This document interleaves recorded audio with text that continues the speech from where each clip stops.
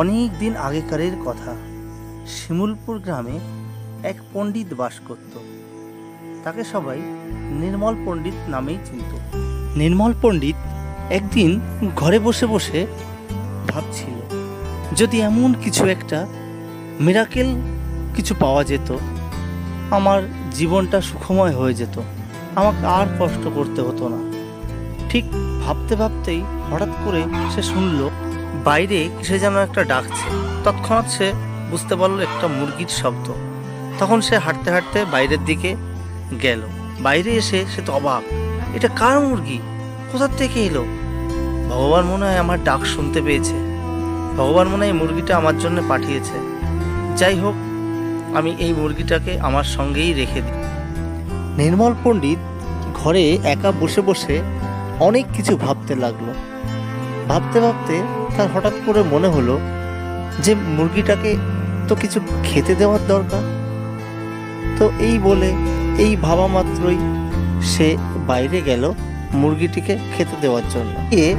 বাইরে গিয়ে দেখলো যে মুরগিটা একটা সোনার ডিম পেড়ে বসে আছে। সে তো ভীষণ খুশি হলো, সে এক্সাইটমেন্ট লুকিয়ে রাখতে পারছিল না। তখন সে ওই সোনার ডিমটি নিজের হাতে তুলে নিল। তারপর সে ডিম নিয়ে চলে গেল বাজারে বিক্রি করার জন্য। অনেকগুলো দোকান ঘোরার পরে একটা দোকানে সেই সোনার ডিমটি খুব ভালো দামে বিক্রি করলো। তারপর সে ডিম বিক্রি করে যে টাকা পেল, সেই টাকা দিয়ে অনেক কিছু কেনাকাটা করলো, তার খাবার জিনিস, তার জামা কাপড়। তারপর সে তার বাড়ির উদ্দেশ্যে রওনা দিল এবং ধীরে ধীরে সে বাড়ি এসে পৌঁছালো। বাড়ি এসে সে তারপর বিশ্রাম করতে গেল। এইভাবে মুরগিটা রোজ একটা করে সোনার ডিম দিতে থাকলো, আর ওই নির্মল পণ্ডিত রোজ সেটাকে বিক্রি করে ভীষণ আনন্দে জীবনযাপন কাটতে লাগলো।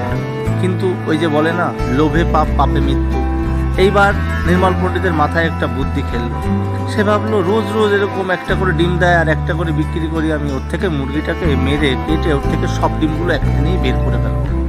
যা ভাবা সেই মতো সে মোটামুটি সিদ্ধান্ত নিয়েই নিল যে মুরগিটাকে মেরে কেটে তার ডিমগুলো বের করে নেবে।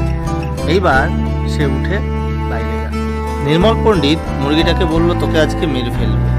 তারপর মুরগিটা খুব দুঃখ পেল, কিন্তু কিছু তো করার নেই। নির্মল পণ্ডিত মুরগিটাকে একখানা আঘাত করলো। আঘাত করলেই মুরগিটা মাটিতে লুটিয়ে পড়ল। তারপর নির্মল পণ্ডিত ঘরে গিয়ে ভীষণ দুঃখ প্রকাশ করতে লাগলো। তার কারণ হচ্ছে, মুরগিটা মরে যাওয়ার পর সে অনেক খোঁজাখুঁজি করে মুরগিটাকে কেটে শুধুমাত্র একটা ডিমই পেয়েছে।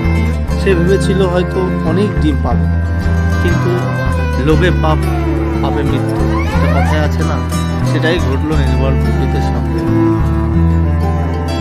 সুতরাং বন্ধুরা, তোমরা এই গল্পটি থেকে কি শিক্ষা লাভ পেলে? অবশ্যই লোভ করবে না, কারণ লোভে পাপ, পাপে মৃত্যু, এই কথাটা কিন্তু 100%ই সঠিক। তো বন্ধুরা, কেমন লাগলো আমার এই ছোট্ট ভিডিও? ভালো লাগলে অবশ্যই একটা লাইক দিয়ে যাবেন, এবং এই ধরনের ভিডিও আগামীতে পেতে, আরও ভালো ভালো ভিডিও পেতে অবশ্যই চ্যানেলটিকে সাবস্ক্রাইব করতে একটুও ভুলবেন না। টাটা, বাই বাই, খুব ভালো থাকবেন সবাই, ধন্যবাদ।